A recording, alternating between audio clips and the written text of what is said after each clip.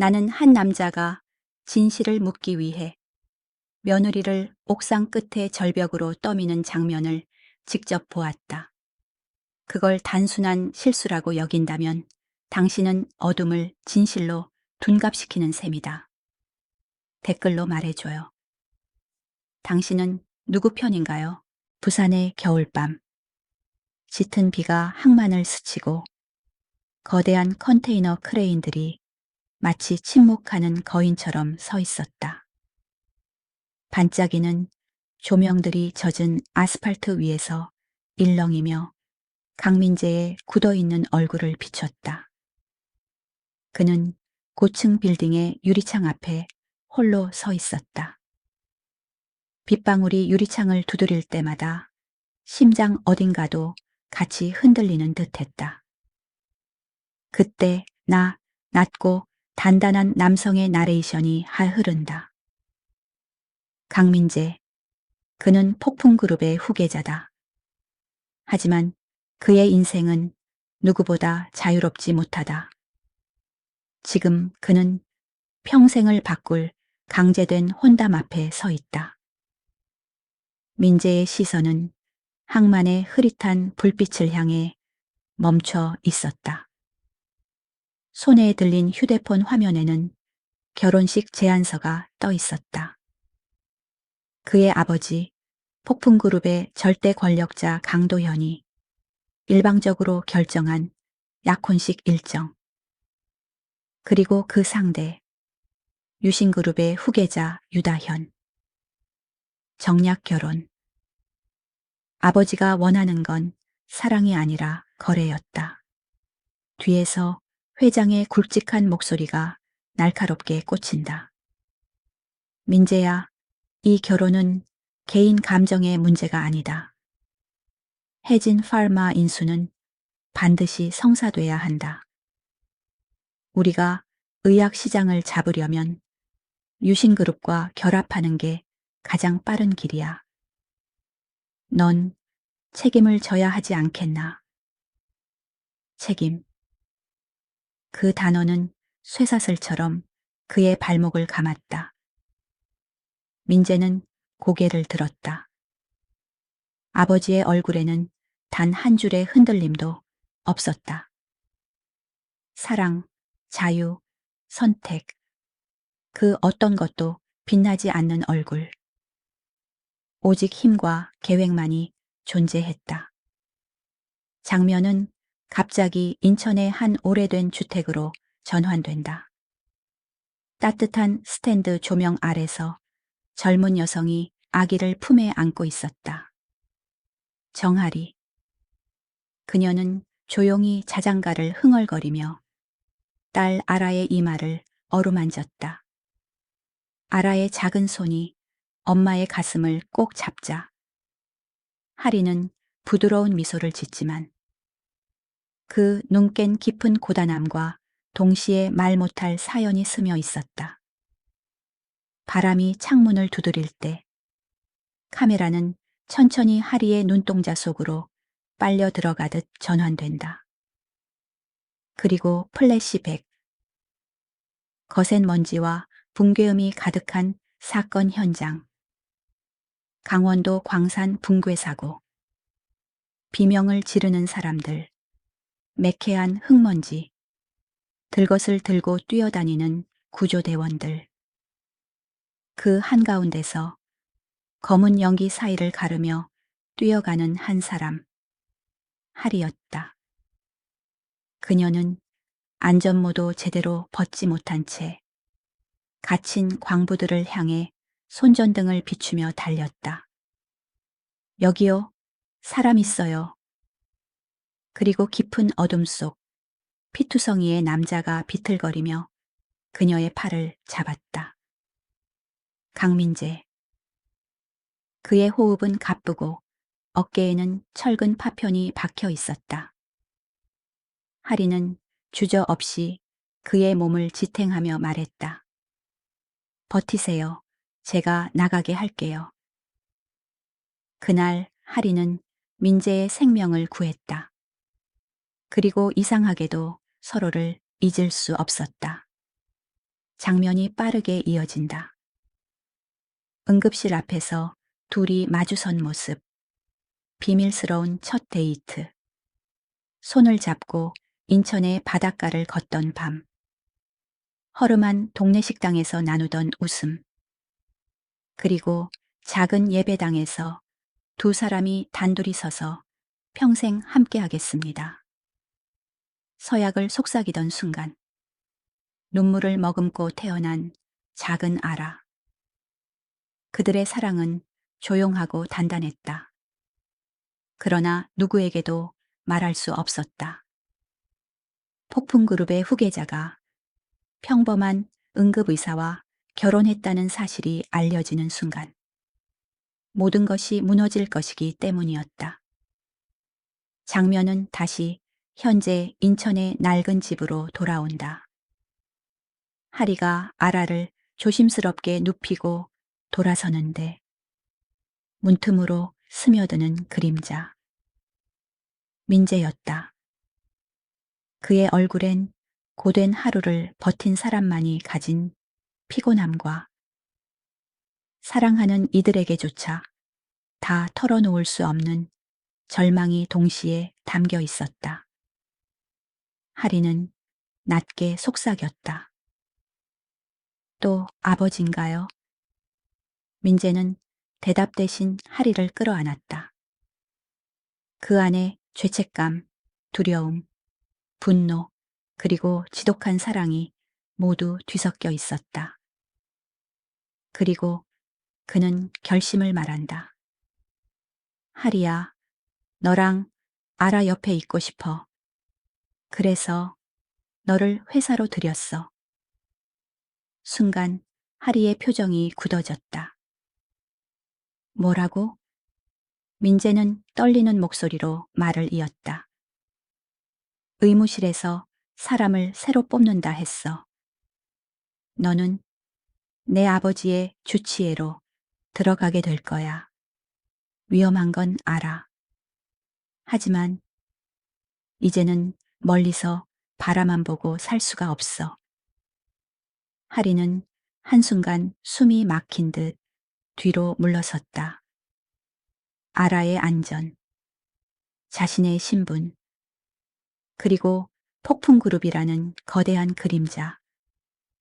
그러나 민재의 손이 그녀의 손을 잡는 순간 그가 얼마나 절박한지 전해졌다. 비 내리는 부산의 첫 장면처럼 그들의 운명도 이제 거대한 폭풍 속으로 뛰어들기 시작했다. 그리고 그 순간부터 돌이킬 수 없는 위험한 균열이 폭풍그룹 안에서 서서히 그리고 치명적으로 벌어지기 시작했다. 송도 국제도시의 아침 공기는 유난히 차갑고 날카로웠다. 새로 지어진 폭풍그룹 본사는 유리와 강철로 이루어진 거대한 성체처럼 서 있었다. 건물 외벽을 따라 배치된 고성능 카메라들은 마치 사람의 심장 박동까지 포착할 듯 끊임없이 빛을 반사하며 돌아갔다. 누구도 이곳을 자유롭게 드나들 수 없었고, 누구도 이곳에서 비밀을 품은 채 오래 숨 쉴 수 없었다. 정하리는 하얀 의사 가운을 여미며 깊은 숨을 들이켰다. 이제부터 그녀의 하루는 남편의 아버지, 강도현 회장의 바로 곁에서 시작되었다. 그는 여전히 그녀를 모른다. 자신을 치료하는 사람이 친아들의 아내이자 자신의 손녀를 낳은 여자라는 사실을 전혀 모른 채 냉정하고 무표정한 시선으로 하리를 바라볼 뿐이었다. 오늘은 혈압 검사와 심전도 확인만 하면 됩니다. 하리가 조심스레 말하자 회장은 고개만 끄덕였다. 얼굴엔 온기가 없다. 그의 주변 공기는 늘 얼음처럼 차갑다.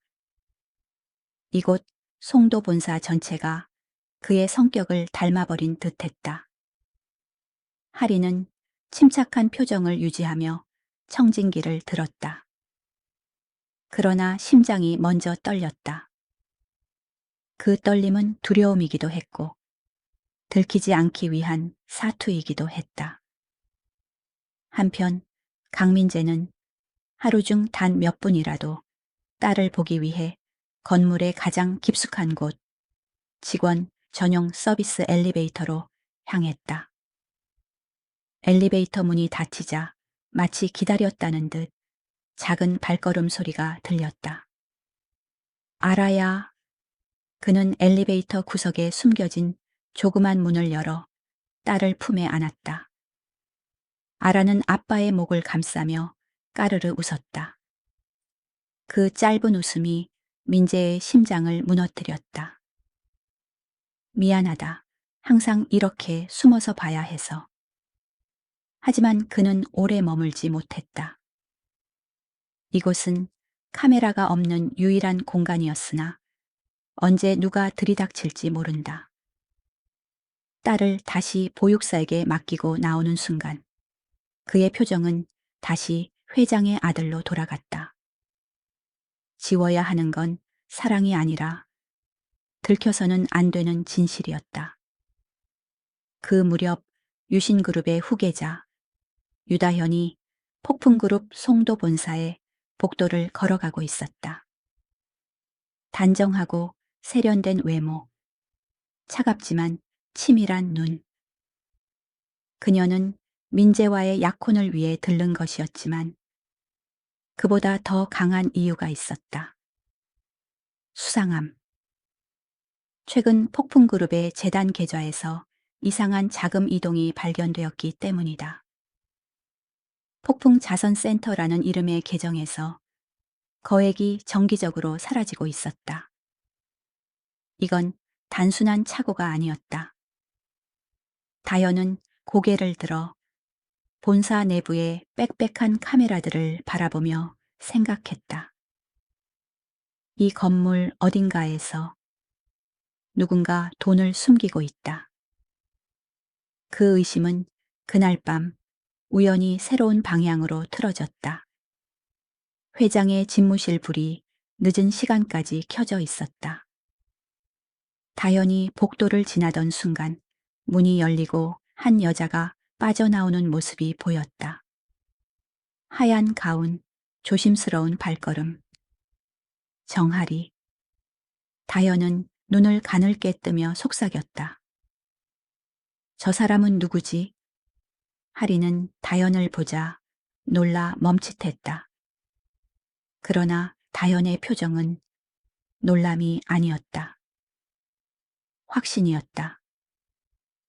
밤늦게까지 회장님과 입꼬리가 미세하게 비틀렸다.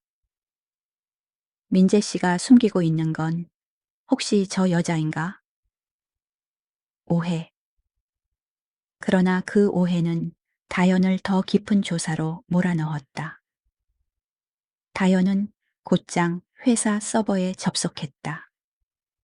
그리고 내부 기부재단 계정, 폭풍자선센터를 파고들기 시작했다. 비밀 계정, 반복적인 현금 인출, 어디론가 사라지는 의료기기 결제 내역들. 그녀의 손가락이 키보드를 미친 듯이 두드렸다. 마침내 암호 파일 하나가 화면에 떠올랐다. 블랙 레저. 블랙 레저. 비자금 파일. 파일을 열자 그녀의 눈동자가 흔들렸다. 거래 명세, 불법 송금, 해외 계정 그리고 승인자 이름. 유만식.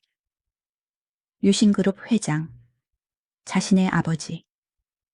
다현은 모니터 앞에서 얼어붙었다.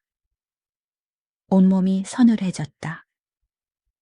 그동안 자기 가문을 보호하기 위해 노력했던 모든 일이 사실은 거대한 거짓의 일부였다는 걸 깨달은 순간이었다. 민재가 잘못이 아니라 자신의 아버지가 진짜 범인이었다.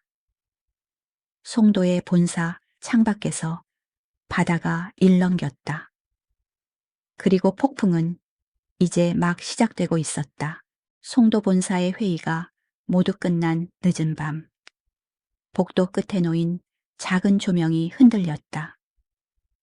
그 아래 서 있는 이는 유다현이었다. 정하리가 의무실 문을 닫고 나오자 다현은 마치 오래 기다렸다는 듯 다가왔다. 그러나 그녀의 표정엔 분노도 질투도 없었다. 오히려 차갑게 가라앉아 있었다. 정하리 씨. 하리는 온몸이 굳었다. 모든 것이 들킨 것만 같았다. 다현은 한 걸음 더 다가오며 입을 열었다. 난 강민재와 결혼하고 싶지 않아요. 그 말은 예상 밖의 방향에서 날아온 화살처럼 하리의 마음을 찔렀다. 대신 진실을 알고 싶어요. 누가 거짓말을 하고 있는지. 하리는 숨이 막힌 듯 뒤로 한 발 물러났다. 무슨 말씀이세요? 정말 몰라요? 다현은 자신의 태블릿을 열어 하리에게 내밀었다. 그 안에는 그녀가 해킹해 얻은 블랙 레저츠의 일부가 떠 있었다. 불법 송금, 숨겨진 계좌, 의료 원료 수입 내역, 그리고 마지막 페이지. 승인자 유만식. 하리는 그 이름을 보는 순간 심장이 크게 흔들렸다. 민재 씨가 범인이 아니에요. 다현의 목소리는 떨리고 있었다. 범인은 제 아버지예요. 순간 하리의 눈빛이 변했다. 남편을 둘러싼 오해가 사실이 아니라는 안도감, 그리고 다현의 고백 속 절망이 동시에 스쳤다. 하리는 천천히 앉아서 문서를 살폈다. 그녀의 손끝은 끝없이 차가워졌다. 이걸 내게 왜 보여주는 거죠? 하리가 묻자 다현은 힘겹게 미소처럼 입가를 올렸다. 예전엔 민재 씨를 적당히 이용하면 된다고 생각했어요. 하지만 지금은 아니에요. 이 일은 두 남자의 욕망에 우리가 끌려다닐 문제가 아니에요. 그 순간 하리는 깨달았다. 자신도 모르게 다현의 눈빛 속에서 같은 상처를 보았다는 것을. 결국 두 사람은 조용히 고개를 끄덕였다. 말하지 않아도 알아지는 연대감. 부드럽지만 단단한 결심. 그들은 거대한 두 아버지의 그림자 아래에서 벗어나기 위한 비밀 동맹을 만들었다. 며칠 후 두 사람은 송도 본사의 인사, 기록실, 재단 사무실, 그리고 식품의약품 부서까지 몰래 조사했다. 그럴수록 퍼즐은 하나로 모였다. 폭풍 자선센터는 단순한 자선기관이 아니라 불법 의료 원료를 해외에서 들여오기 위한 은신처였다. 모두 서류를 교묘히 돌려 감추어 놓았지만 하나하나 살펴보면 정교하게 짜인 범죄 구조가 드러났다. 다현은 USB에 모든 증거를 담고 건물을 빠져나오려 했다. 그러나 그 순간 부회장님, 어둠 속에서 두 남자가 나타났다. 유만식 회장의 경호원이었다. 그 USB를 내놓으시죠. 다현은 숨을 삼켰다. 그들이 가까이 다가오자 다현은 뒤도 돌아보지 않고 달렸다. 지하 주차장의 경보등이 붉게 깜빡이며 쿵쿵 울렸다. 신발 굽소리가 콘크리트 바닥에 부딪혀 메아리쳤다. 멈춰. 뒤에서 거친 외침이 들렸다. 다현은 숨이 턱까지 차올랐지만 계속 뛰었다. 그러나 좁은 구역에서 벽에 부딪히며 더 이상 갈 곳이 없어 보였다. 그때 이쪽으로 하리의 목소리였다. 하리는 비상구 문을 힘껏 열고 다현을 끌어냈다. 두 사람은 의료진만 알고 있는 비밀 연결 통로, 두 건물을 잇는 응급 대피로로 몸을 숨겼다. 경호원들의 발자국 소리가 통로 위에서 멀어졌다, 가까워졌다를 반복했다. 그 숨 막히는 몇 분 동안 두 여성은 어둠 속에서 서로의 숨결만 느낄 수 있을 뿐이었다. 한참 후 상황이 잠잠해지고 나서야 다현은 힘없이 벽에 기대어 속삭였다. 고마워요, 정하리 씨. 하리는 고개를 저재었다. 우리 둘 다 살아남으려면 이제 결정을 내려야 해요. 다현은 USB를 꼭 쥐며 고개를 들었다. 이걸 세상에 공개해야 해요. 그 결심은 불꽃처럼 번졌다. 하리는 즉시 장소를 떠올렸다. 주주총회, 송도 본사 옥상. CCTV 사각지대에 5G 신호가 가장 강한 곳. 다현이 숨을 삼키며 답했다. 거기서 라이브로 공개한다. 두 사람의 눈빛이 어둠 속에서 단단히 맞물렸다. 거짓과 권력을 무너뜨릴 폭풍 같은 순간을 향한 준비였다. 하지만 그들의 속삭임은 바로 그 통로 뒤편, 그림자 속에서 누군가에게 들리고 있었다. 강민재였다. 그는 문틈으로 두 사람의 대화를 모두 들었다. 하리가 위험 속으로 들어가고 있다는 사실을 깨닫는 순간 그의 얼굴은 잿빛으로 변했다. 하리야, 너 지금 뭐 하는 거야? 그의 손끝이 떨렸고 숨소리는 찢어질 듯 무거워졌다. 폭풍의 중심으로 사랑하는 여자가 스스로 들어가고 있었다. 송도 본사 옥상. 유리 난간 너머로 새벽빛에 젖은 바다가 출렁였고 거대한 회의 테이블이 설치된 옥상 한가운데에는 폭풍그룹의 모든 권력자들이 모여 있었다. 강도현 회장, 유만식 회장, 이사진, 핵심 임원들. 오늘의 주제는 신규 의학 개발 합동 프로젝트 발표. 하지만 이곳에 앉아 있는 사람들 중 진짜 오늘의 폭발을 예측한 이는 단 한 명도 없었다. 회의가 시작되자 유다현이 단상으로 조용히 걸어 나갔다. 차분한 표정, 정제된 말투. 하지만 안쪽 손가락은 미세하게 떨리고 있었다. 그녀는 PPT를 넘기며 말했다. 오늘 발표드릴 프로젝트는. 그러나 그 순간 옥상 난간 뒤에서 정하리가 고개를 내밀며 장비 설치를 마무리하고 있었다. 작은 5G 송신기, 초소형 카메라, 미세한 지향 마이크. 모두 세상과 직접 연결되는 촉수처럼 반짝였다. 다현은 시선을 슬며시 하리에게 보냈다. 하리는 눈을 끄덕이며 미세한 숨을 들이켰다. 작동 준비 완료. 그때 하리야, 문이 쾅 하고 열리며 강민재가 뛰어 들어왔다. 땀에 젖은 얼굴, 숨 가쁜 표정. 하리는 순간 움찔했지만 이내 굳은 결심으로 남편을 바라보았다. 민재는 절박하게 손을 뻗었다. 하지마, 이건 너무 위험해. 하리는 그 손을 잡지 않았다.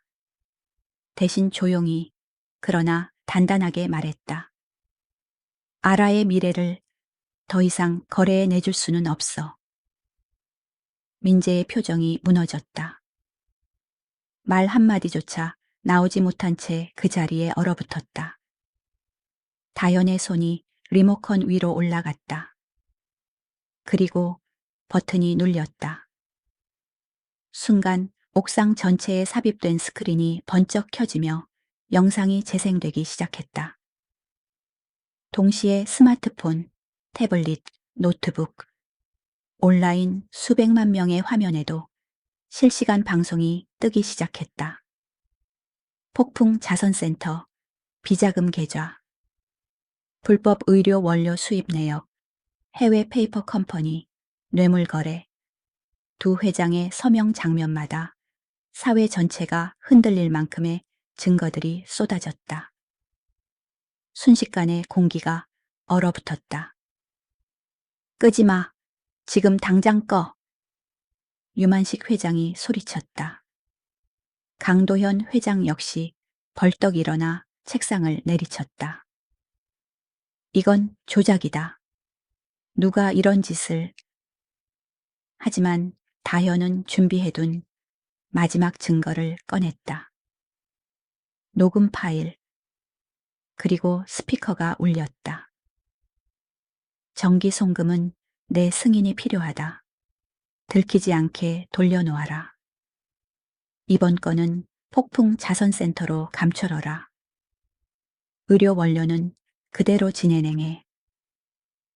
유만식 회장의 목소리, 그리고 이어서 나온 또 다른 목소리. 강도현 회장. 이 사진 전체가 일제히 일어났다. 욕설이 터지고 경악이 섞였다. 경찰에 신고해. 누구든 이 옥상을 봉쇄해. 그러나 그보다 빠르게 움직인 이들이 있었다. 이미 구조대의 사이렌이 멀리서 들려오고 있었다. 특수수사대가 옥상 문을 깨뜨리며 들이닥쳤다. 순간 강도현 회장은 본능적으로 도망치기 위해 난간 쪽으로 몸을 돌렸다. 그러다 하리가 가까이에 있다는 걸 뒤늦게 눈치챘다. 그의 손이 하리의 팔을 거칠게 밀쳐냈다. 하리는 비명을 지르며 난간 끝에서 휘청였다. 하리야. 민재가 단숨에 달려가 그녀의 손목을 붙잡았다. 발끝 하나가 허공 위로 흔들렸다. 민재는 이를 악물며 아버지를 노려보았다. 아버지는 여기서도 사람을 밀어버리려고 합니까? 강도현의 얼굴은 공포, 분노, 그리고 무너진 자존심으로 뒤섞여 있었다. 그는 뒷걸음질치다 검찰에 그대로 제압되었다. 유만식 회장 역시 도주하려 했지만 이미 포위망이었다. 두 거대 제국의 중심에 있던 남자들이 같은 날 같은 장소에서 포박되어 끌려갔다. 폭풍의 시대가 끝났다. 그리고 그 후 정아리는 아라의 손을 잡고 제주로 내려갔다. 햇빛이 넉넉하게 드는 작은 마을에서 작은 의원을 열었다. 하루의 피로보다 사람들의 회복이 더 크고 따뜻했던 곳. 강민재는 모든 지위를 내려놓았다. 그리고 오래전 잃어버렸던 자신의 꿈, 의학으로 돌아갔다. 하리 곁에서 의사로서, 남편으로서, 아버지로서 다시 태어났다. 아라는 언제나 맑게 웃는 아이로 자랐다. 그가 한때 두 재벌의 욕망 한가운데 있었던 아이란 사실은 모르고 앞으로도 알 필요가 없었다. 바람이 불고 새로운 풍경이 열린 제주 바다 앞에서 민재는 조용히 속삭였다. 권력이 아니라 가족이 우리를 지켜주는 거였어. 그 말은 파도처럼 잔잔하게 번져 세 사람의 새로운 삶을 감싸 안았다. 이 이야기에서 진짜 용서받을 사람은 누구일까요? 여러분의 생각을 댓글로 남겨주세요. 그리고 다음 에피소드에 더 짜릿한 전개를 놓치지 않도록 구독도 잊지 마세요.